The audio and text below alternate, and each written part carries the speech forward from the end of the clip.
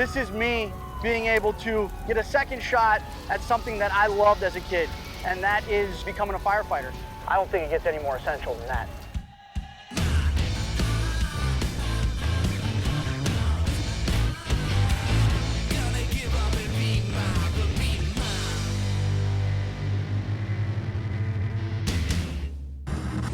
When it comes to emergencies like California wildfires, floods in the South, or even tornadoes on the Great Plains, firefighters have always been on the front lines. And with the global pandemic at hand, first responders are more necessary now than ever. But what does it mean to be an essential worker? Today, I'm meeting with Fire Chief Adam Lerzer of the Fullerton Fire Department. With 20 years of service under his belt, I'm sure to learn a few things. Firefighters obviously have always been considered first responders. What's the distinction between first responders, essential workers? First responders, I would still consider your firefighters, your EMTs, but with COVID and the broadening of essential workers, this is our Super Bowl. This is what we train for. What would be considered a COVID call? COVID call would consist of a patient calling our dispatch center and stating they are having symptoms of COVID. And then we have 4 person on each of our fire engines. When they respond to a COVID patient, we only have 1 person go in to touch base with the patient to find out what's going on. That way we limit the exposure to the rest of the crew. We do everything. We do the medical aids, the rescues, the hazardous material, the cats and trees. Cats and trees, as crazy as that sounds, we still go on those. Really? We have cans of cat food in the rigs. Put the can of cat food down. So you have to be prepared for everything. We do. I want to get my hands dirty. Let's get suited and booted. Suit them up, boys. What am I going to be doing today? We're going to simulate a residential structure, cut open a roof. Awesome. Climb up our aerial ladder. Badass. And extinguish a car fire. Hell yes. Hopefully we get you all through that without taking you to the hospital. If I perform all of my duties flawlessly today, can I get my hands on one of them shiny badges? Can't give you one of these shiny badges, but I do have something that I think would be good. It's our junior firefighter sticker, Even which better. is a badge of honor. If you perform today, this will be yours. All right, so we need to retire that red helmet and make sure you're staying safe. We have a helmet for you here. Look at that. Like a glove. Fullerton Truck 6, report of a residential structure fire. Is that us? Go, boys! And now that I'm suited, booted, and my heart is racing, it's time to put out some flames. Or maybe not. Is there an easier way to get up here? You guys couldn't have brought the ladder out and... No, you got to work for it. Okay. So he's gonna start by sounding the roof, making sure the roof is solid. Okay. He's detecting any danger ahead of us. Correct. You're gonna use an axe. That ventilation hole acts as a chimney and takes all those superheated gases from the fire underneath, puts it up into the atmosphere. So the purpose of the hole isn't for entry. It's a way for the fire and the heat to ventilate to escape. Exactly. You guys all right down there? Make no mistake, there's a reason why firefighters are known as America's bravest. Part of that bravery is staying in top shape at all times, physically and mentally. Firefighters rarely know what the next call of duty will be, and oftentimes, the circumstances are not for the faint of heart. We are going to be climbing a ladder up until this 3-story building. It's about to get real. All right, boys, raise the ladder. What's the goal here? What am I doing? You're gonna climb up the aerial ladder, which is extended to about 40 feet into the 2nd story window. Get off of the ladder into that 2nd story. Take 2 hose bundles down the stairs to the bottom. The margin of error is razor thin, and the amount of different obstacles and danger zones and pitfalls are countless. This is essentially what I would like to call a baptism by fire. But just when I thought it was time for celebration, Fullerton Engine 5, respond to vehicle fire.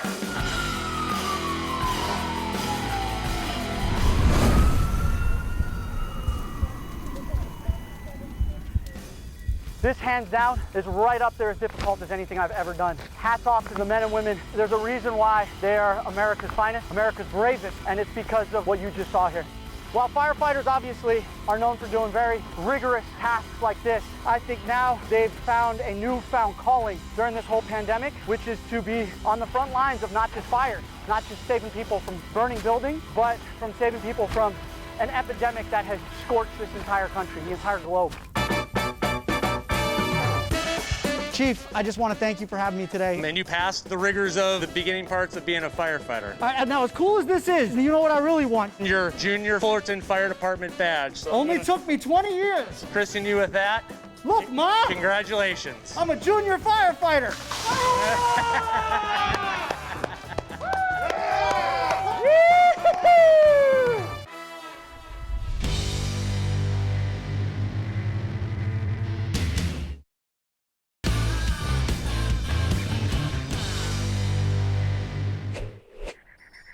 So who do we have here? This is Brandy, and Brandy is an essential worker. What kind of services does Brandy provide? Well, let's just start with the basics. Sit. In my search for essential workers, it turns out that even service animals like Brandy can get their start at yet another essential business like animal shelters. Hey, Johnny. Welcome to Best Friends. Well, thanks for having me. At Best Friends, sheltering in place means a whole lot more to the people and animals affected by the pandemic. Best Friends Animal Society is a national animal welfare organization, and our goal is to make America no-kill by 2025. And here in Los Angeles, we partner with LA Animal Services, and we pull pets from their 6 city shelters, and they come here and go up for foster adoption. How have things changed now as opposed to pre-pandemic? For shelter pets, COVID's actually been something of a silver lining. For example, when COVID struck in mid-March, within about 3 to 4 weeks, we had about 50 to 60% of our pets go into foster. Wow. Pets like these huggable, furry kittens.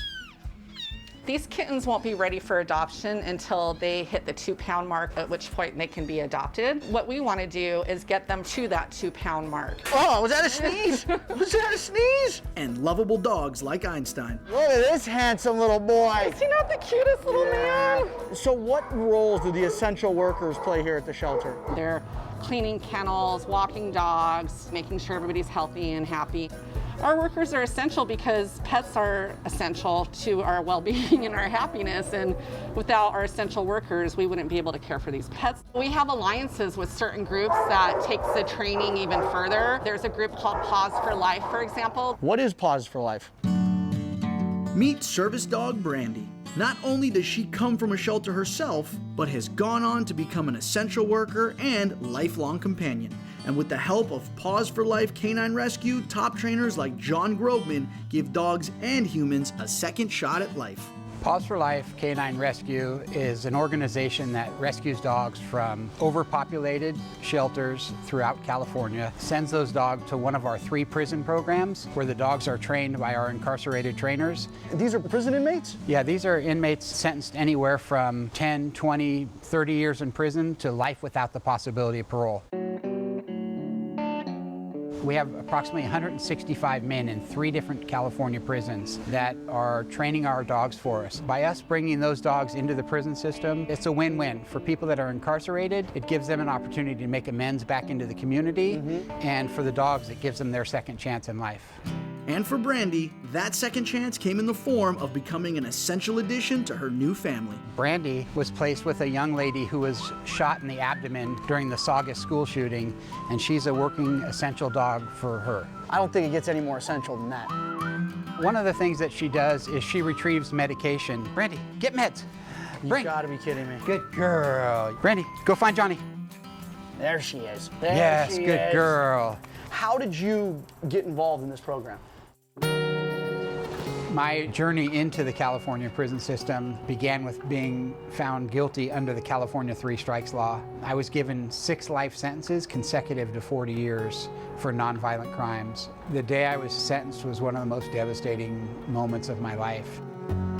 One of the commitments that I made to myself was that I wanted to change the footprint that I was leaving on Earth.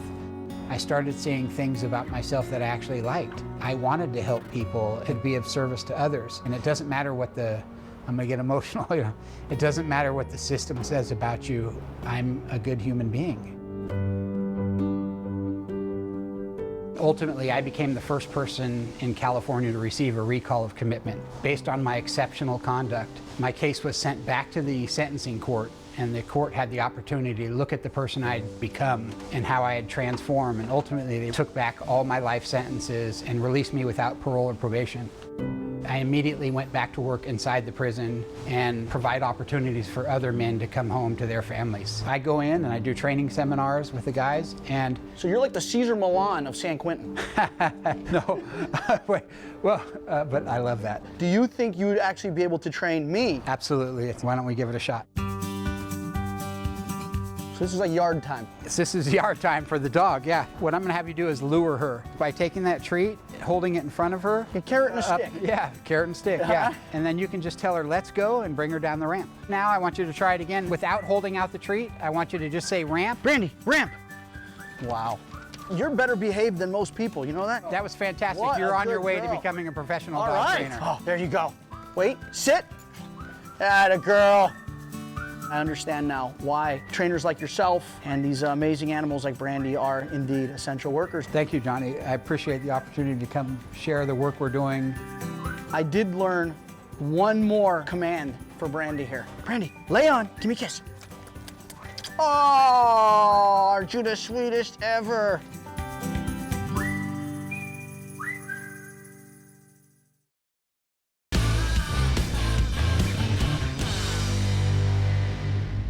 These high school boys and girls are having a hop at the local soda fountain, innocent of a new and deadly menace lurking behind closed doors. Marijuana, the burning weed with its roots in hell. Returning? Yep. The cannabis purchasing experience has changed exponentially. That's right. The days of taboo talk around cannabis are gone. And to be blunt, I was surprised to learn the cannabis industry was classified as essential during California's effective lockdown. To discover more, I headed on down to Sweet Flower dispensaries to receive some higher education.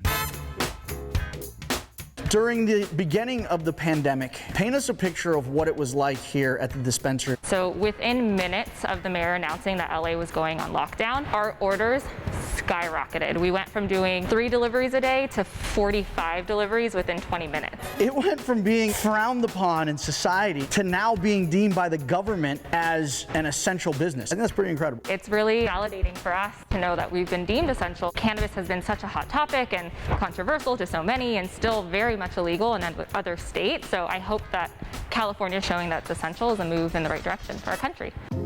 Interestingly enough, during the 2020 election, New Jersey, Arizona, South Dakota, and Montana became the newest states to legalize recreational marijuana. And during the lockdown, lots of people went from being very busy to having plenty of recreational time on their hands. For those who work in LA, who are always go, go, go, it has been a culture shock for them. And so anxiety is, a number one thing that comes in with new customers. Trouble sleeping is a big issue as well. And this place looks like an Apple store. Are you trying to change the image that cannabis has towards possibly broader society? Absolutely. There is a stigma with cannabis, and there really shouldn't be. It is this beautiful plant that can provide a medicine for everyone, and we want it to feel very welcoming. Cannabis, like any other medicine, comes in all shapes, sizes, and strengths, catering to the wide range of needs of the customer. What is cannabis? Is it just weed? So the stigma behind cannabis that, it's just weed or it's just this one thing is something that as a whole we all need to branch out of. Cannabis is going to be an arraignment of different things. It can be used to treat anxiety, musculature pain, to helping someone battle cancer. So if you come in, I'll ask you what ailment you might be facing, exactly why you're in the store, and what you want the experience to be. Summed up into one question would be, how do you want to feel? My shoulders, where I receive most of the pain. Cannabis helps a lot with that pain because it helps take away the inflammation and it helps take away the tension. It can be used in 5 different categories. To smoke, as a topical, also a tincture to vaporize it. We actually have a cannabis-infused sriracha. So for those who like a little heat to their food. Now we're talking. You could use it as an edible. I prefer edibles like gummies or chocolate or anything like that. After I take an edible, especially me having Crohn's myself, I definitely feel better and relief. This is like almost like a pharmacy counter. Like I'm looking at a bunch of varietals of not just cannabis, but medicine, essentially. We're following all testing protocols, that everything has had a record, that there's no pesticides or any other harmful chemicals in our product. So a brand that we actually just brought on that we're really proud of, Gall Family Farms, is Black owned, and there aren't a lot of Black owned brands in the cannabis community. After spending a day here, it's really changed the overall perspective that even someone like me has on cannabis and its potential effects that it could have for good. Welcome to Sweet Flower. Is your first time or returning? What are you in the market for today, my friend? Some flower. This one is sativa, uplifting, energizing focus. How many would you like today, David? 2 of those guys? All right. Looks dank, right? That's the real sticky, icky. After learning about the different mental and physical side effects that COVID has had on society and all the medicinal benefits that dispensaries offer, I completely understand now why these are an essential business.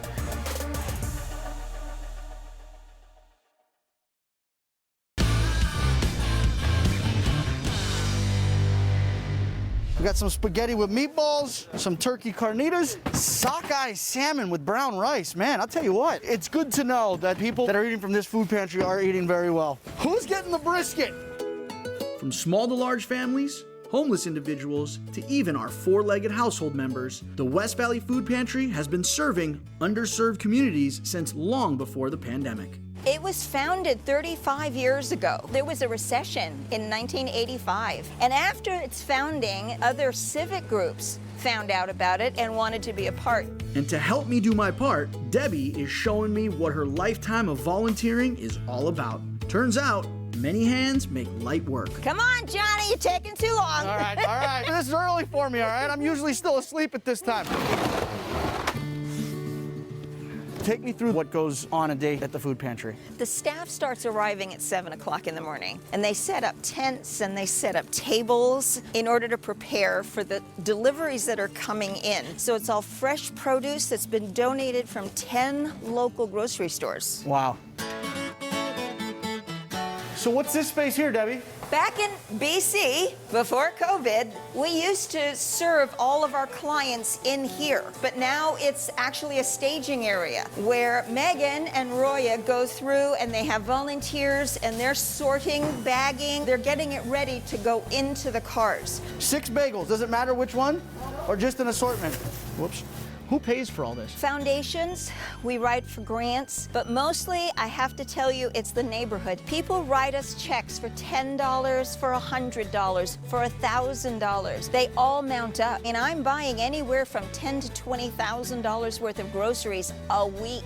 There's peanut butter, there's spaghetti sauce, and there's tuna fish. And you said these are for families or individuals? If there's 3 or less in a car, they get 1 allotment of food. Depending on the number of people in their family, that's how we appropriate the food. Got it. So that family of 14 that would get that brisket, they're gonna probably get a few of these bags. And whatever isn't donated, the pantry supplements by purchasing additional items with the donations received from people like you and I. We are working with one of the major grocery stores in our neighborhood, Smart and Final, and they give us a discount, and their foundation also donates food to us. Wow. So you have deliveries that come in.